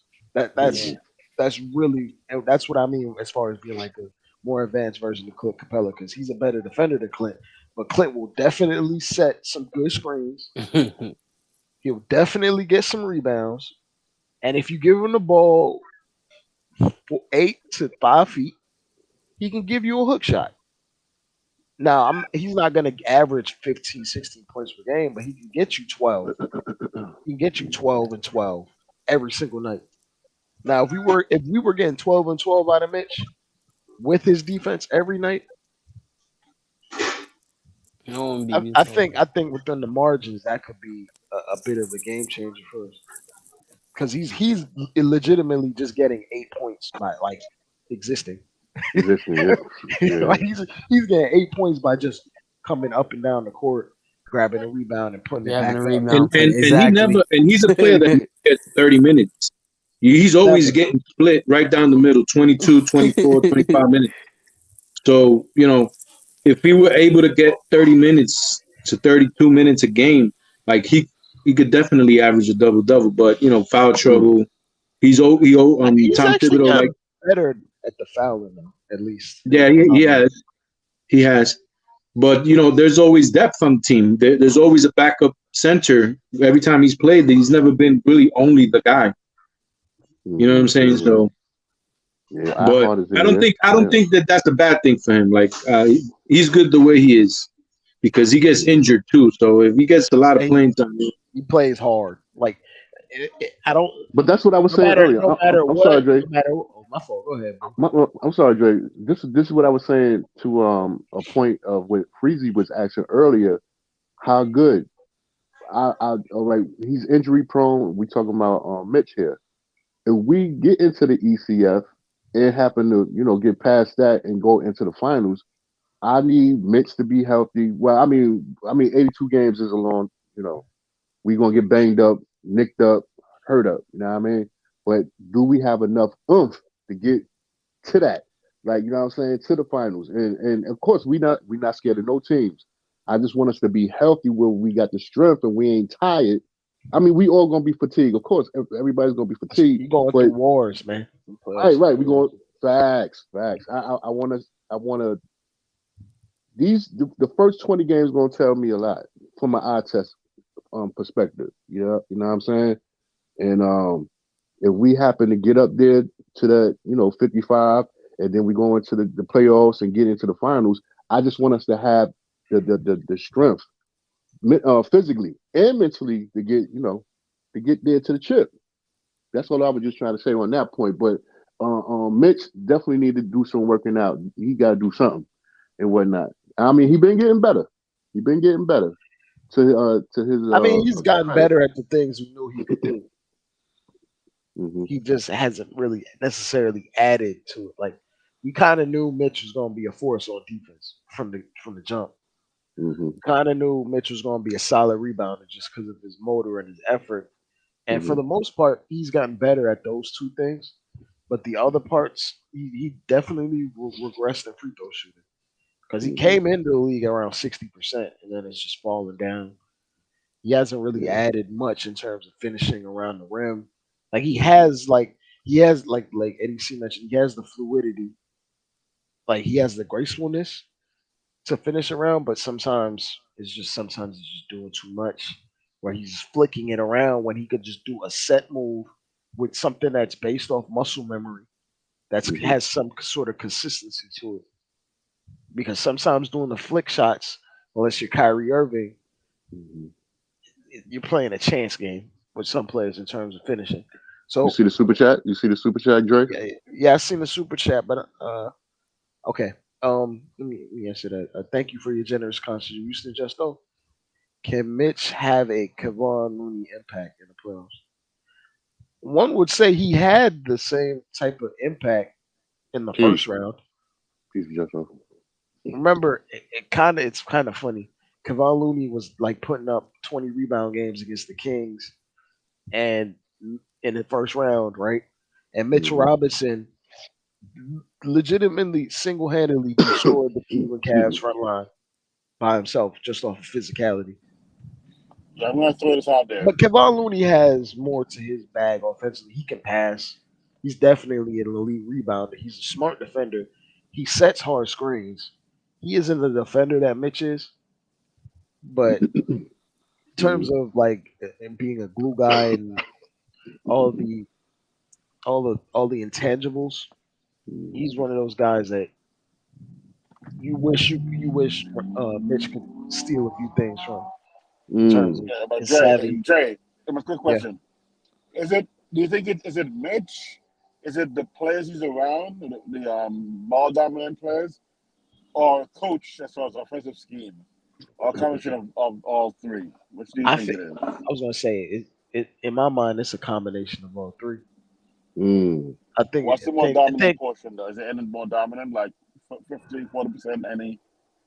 I think to be absolutely honest, the biggest one is probably on Mitch himself Okay. because if he had the moves off of offensive rebound, he wouldn't kick out unless he's directly underneath the rim. Like sometimes you see him get the rebound and kick it right back out. Right. A player with more skill or a better skill set will grab that rebound and put it right back up. Like, even though this is an extreme comparison, Jokic will get an offensive rebound 5 feet away from the rim and come back and put up a floater. Like, or he'll get it and put it right back up with the same hand. But We'll get one motion.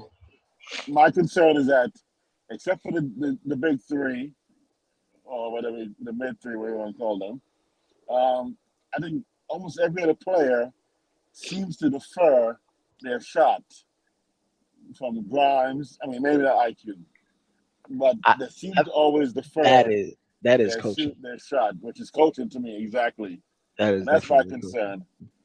If it's so many players doing it, it kind of couldn't be.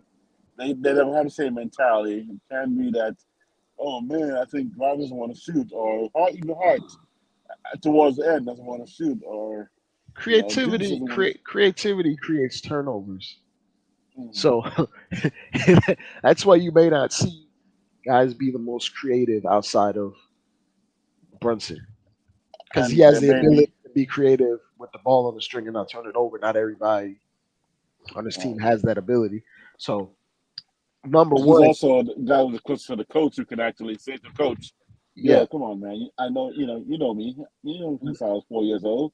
I got yeah, this." Where everybody else is like still walking on eggshells a little bit because they're a little afraid. Oh, he's gonna pull me because I just did something he wouldn't want me to do, like do that that, that like that the people that like dunk on the drive when I'm up by 10. that's one of those things because I'll say this: if you talk about any Tom Thibodeau coach team, Hmm. turnovers is the immediate no. No Right? turnovers, none. Yeah. Don't even think about doing something that might have run the risk of a turnover because you will get Hmm. benched. And Mm, facts. which is why Mm. we're the lowest passing team in the league, one of the Right. slowest paces. Because if you play super deliberate, you run Hmm. less of a risk of turning the ball over. And when you My do that, homeboy got to relax a little bit, man. Todd Thibodeau need to open up and relax just a little bit, man. I Yeah, heard what say you said about Rigid. let his hair down. There's that Yeah, beard yeah, of that yeah, guy, yeah. man. He got Whatever hair that. he got up there. let his cul-de-sac down. Yeah, But exactly. but it's Oh man. it's one of those things like it's a give and take because if you play deliberately and you minimize mistakes, that is a direct chance to win games in the regular season. That Right. correlates directly. But in that process, it might be lowering or stifling your ceiling Right. Hmm. because for the most part, all the elite offenses in today's basketball, they turn the ball over. Hmm. Yep. Right. That's It's a just a fact. it's just a product of playing at a specific pace, playing to a skill set. Like even the most even the greatest player, LeBron has the most turnovers in NBA history. Mhm. Hmm. I know. Isn't that crazy? Yeah. And the most And flip flop, the most flopping. but at the same time, the creativity creates uncertainty, which means lack of predictability. Which is why in the playoffs, I think we can get beat in the playoffs because after 2 or 3 games of watching us, boom, we go, oh, I got him, and then it's all Yeah, figure like us out. when we get an extended series, it's like when we go against the Miami Heat, when we get in an extended series, they already know where to rotate because Right. we run a very static offense. Mm, So they're like Exactly. mm, they're like, okay, I'm going to check Brunson underneath the screen. I'm gonna go fight over the screen. My help side defender knows Grimes is gonna be in that corner no matter what. So Yeah. he's not gonna help off a certain amount. Right. He knows how much to get back to because there's just a lack of motion. There's no Hmm. relocating. So when you're going into a series, it's like a battle of brute force. We're like Right. beating each other with rocks at this point because mm. we know what we're gonna do. Whereas if you came down and watched the Miami Heat play us, there's all sorts of like gimmicky misdirections. They're Right. like putting Duncan Robinson in actions just to see what the defense does. Hmm. Like it's this is how like I want to compare it. You ever notice? You ever notice in like football, you see them move a receiver in motion or a running back in motion just to see what the defense is doing. Mhm, Just to see, oh, you're in a zone, you're press, you're doing this. mhm. And it's almost like we don't attempt to do that just to see what the defense is giving us, to give us different chances. We're just lining up like, yo, you lining up in the eye. It's gonna be a fullback and a running back, and you know it's gonna come. Stop Mhm. Exactly. It's Right. gonna be a halfback dive straight up the gut. If Tibbs coached Colorado, Travis Hunter would get every ball. You'd never be able to turn. You'd never be Yo. like, hey, Travis, run off because What you see is what you get. As it's essentially, there's no frills, there's no gimmicks, there's no right. jokes about it. What you see is what you get, and for the Yeah. most part, that will if you have an established identity that you do not stray from all the way down to a score. To that point, it'll win you a ton of basketball games because this identity is legitimately a math problem. Get Mm-hmm. more rebounds than the other team, get less turnovers than the other team, take more shots than the other team. You Mm-hmm. probably have a better chance of winning. Right. Exactly. But Yeah. when you break it down all the way down to that mathematical formula, that can work in the regular season because you're running into teams that are playing 3 games in 4 nights. Mm-hmm. They're not scouting Right. as hard. I mean, they know what you're gonna do, but they're not gonna play with playoff intensity. No one does in the regular season. Exactly. So it's one of those things where that's why you see Tibbs teams always perform or overachieve in the regular season Mm-hmm. because we establish a specific mentality. And if you don't play with that mentality, you don't play at all. Right. Oh, no. So it's one of those things where I appreciate it. He establishes like a certain discipline.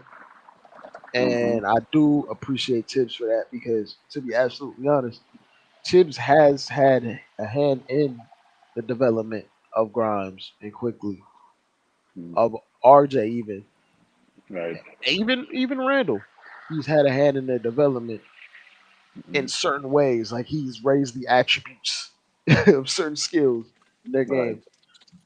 But you have to have like this innate variability to your team in order to in order to get over the hump. Because to be absolutely honest, the Nuggets when the Nuggets played in all their series, there Mm-hmm. was a little bit difference in every series. They didn't play the Right. exact same way. They won grind out defensive games. They won shootouts. like they they won games where they had to play small ball. They It won was all games where they in. had to rely on other guys. Like they won It was games when all in. Aaron Gordon helped them out. Mm-hmm. They won games where MPJ helped them out. They won Right. games, and of course they had the two mainstays that were always two constants in terms of Jokic and Murray. But Mm-hmm. sometimes some of the games they were just okay. It's going to be Murray's game. We see it up from the go. Murray's Right. going to go crazy.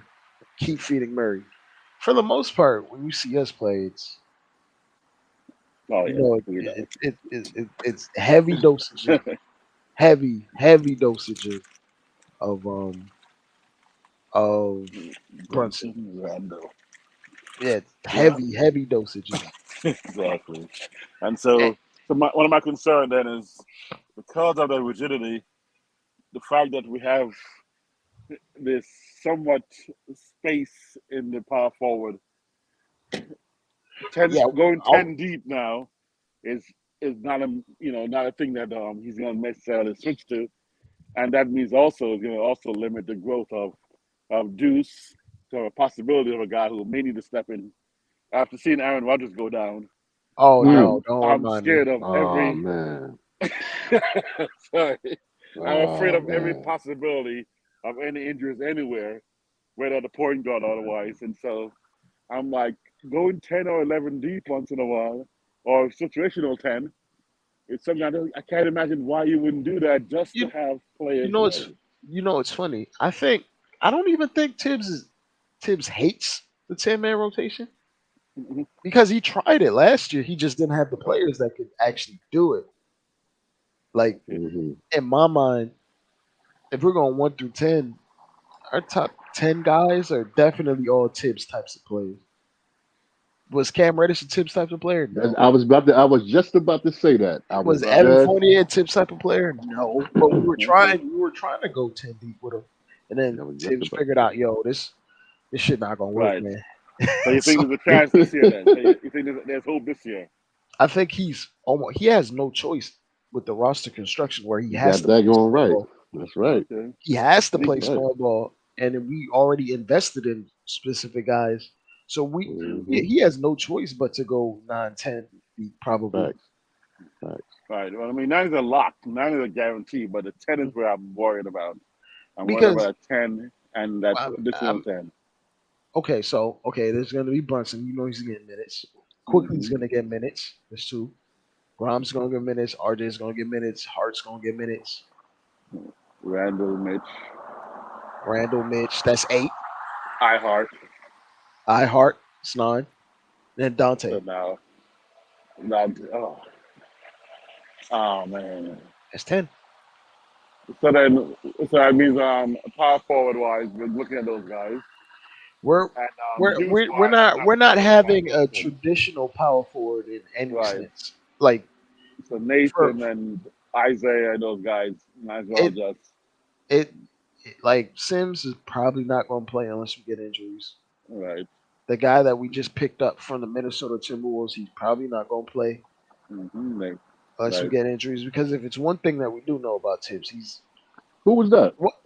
I forgot his name. Is it Nathan? Yeah, Nathan Knight. Oh, okay. Oh, but and then that's when we got Isaiah Roby sitting there, also not going to get, and it's not even going to come to the A team, right? He'll be injured. I don't even know if he's going to make the team. Right, he probably after training camp. Yeah, but it's one of those things where Tibbs gets a rotation. That's crazy. That he likes early in the year. Like, say he does like going small ball. He's not going to go to those other guys unless there's injuries. Right. And when he goes to those other guys, he uses them as like patchwork. He's like, yo, just Deuce, come in. You lost the guard. Play right now, please. You mean the 25 seconds he gives Deuce sometimes in the end of the half? Yeah. It's patchwork. He wasn't a DNP. He played 25 seconds in the second half, second quarter. Wow.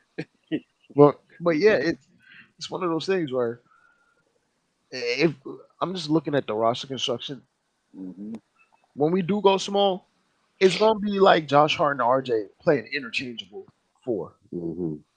Like on defense, RJ might be the 4, and on offense, RJ might be the 3, and they're just interchangeable in their role. There is no defined power forward, and to be absolutely honest, there are only but like 3 or 4 power forwards that you should be worried about, and we have one of them. So like most teams are not running. Like teams are gonna be out there with Cam Johnson types playing the 4, man. Cam Johnson plays the 4 for the Nets. Yeah. Teams are gonna be out there with Royce O'Neal types playing the 4. So it's something that you should be thinking about, but at the same time, when we play those teams that have the real power forwards like Giannis or Pascal Siakam, if you've noticed, Tibbs always matches his minutes up with those guys.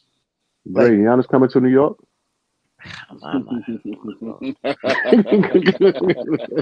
Sound like you want him here. Sound like you want him here. I mean, yeah,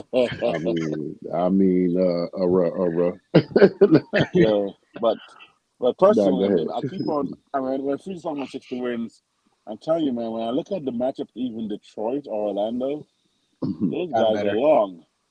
Yeah, those teams are going to be problems in the future because not only are they long, they're skilled. Skilled, exactly. Because man, they got Sora Thompson too. I didn't realize Sora was going to be with Jaden. Oh man, Jalen Duran and Jaden Ivey and man, of course, Weissman is there. If he steps up his game, with a Bagley or Bogey. And Alec Burks is there. That means they got a point guard. I see that.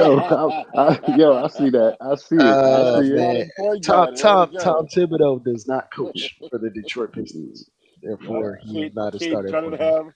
I mean, Kid Cunningham's a bad boy though. When Kid plays, Kid is good when he's on. I like Kid Cunningham's kid. I mean, it's like there's a pretty squad over there in Detroit. They have the makings of a modern NBA team, for sure. Exactly. And then Magic, my Taro. I mean, that alone right away is a scary name, right? Wagner. Paulo. Oh man, Wagner, jeez. They just drafted a big point guard. Little 6'7" Anthony Black. Yep. Oh, Black. That's right.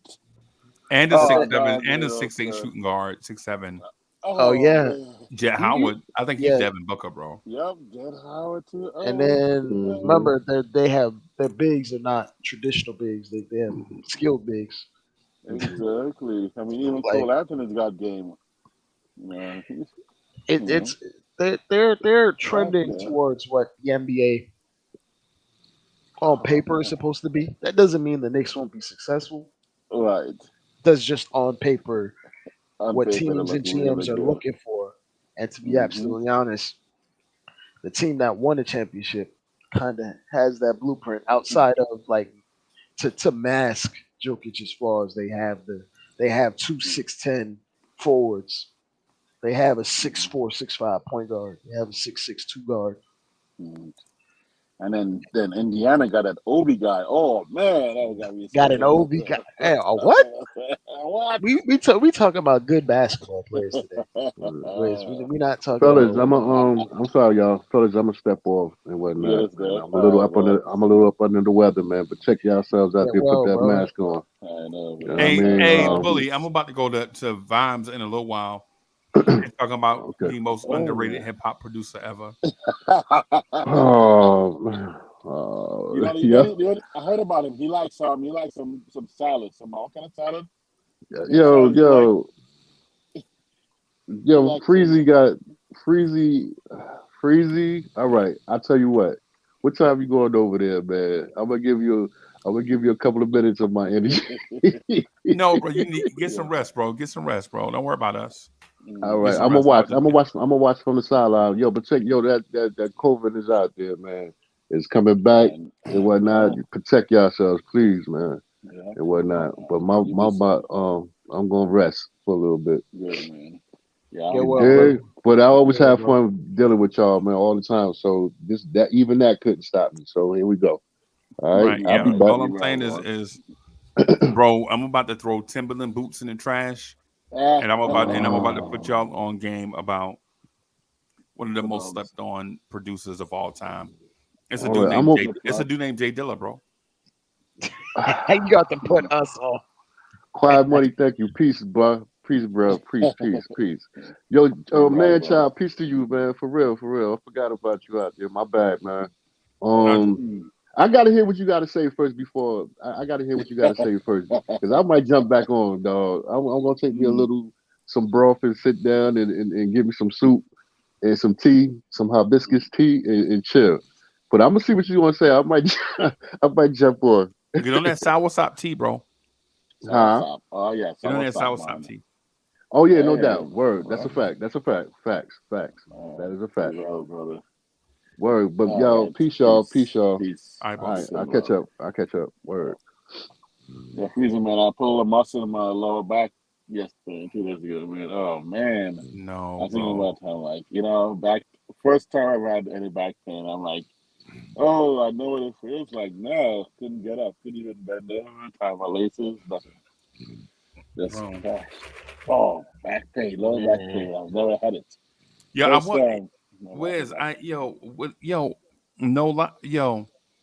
y'all Americans are soft, bro. I'm gonna shout out to all my first gen peoples out there. You know what I'm saying? Americans, man, y'all got restaurants on every corner. Oh man. So yeah, man. I see DSJ in the chat. I do want to talk about that Nas album. Nas album is pretty good. Ooh, I hadn't heard it yet. Yeah, it dropped a few hours ago. Oh, snap. Oh, It now you dropped, know, I think, man. 9 Eastern time. Okay. I'm Think gonna check think that think out. my brother King Ribby is knocked out, so I muted him. Yeah. King Ribby. Okay. So King Ribby, yeah, I was gonna spit these bars, but I guess I'll save it for another time. You know what I'm About to pick saying? up some bars, and then we're gonna roll around our cars. But we're not gonna go. Let's see, don't go too far because yeah. Yeah, old school hip hop. Oh man, freestyle.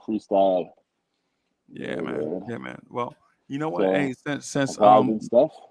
since my man dipped out, man, I'm gonna jump over to vibes and stuff right now Yes.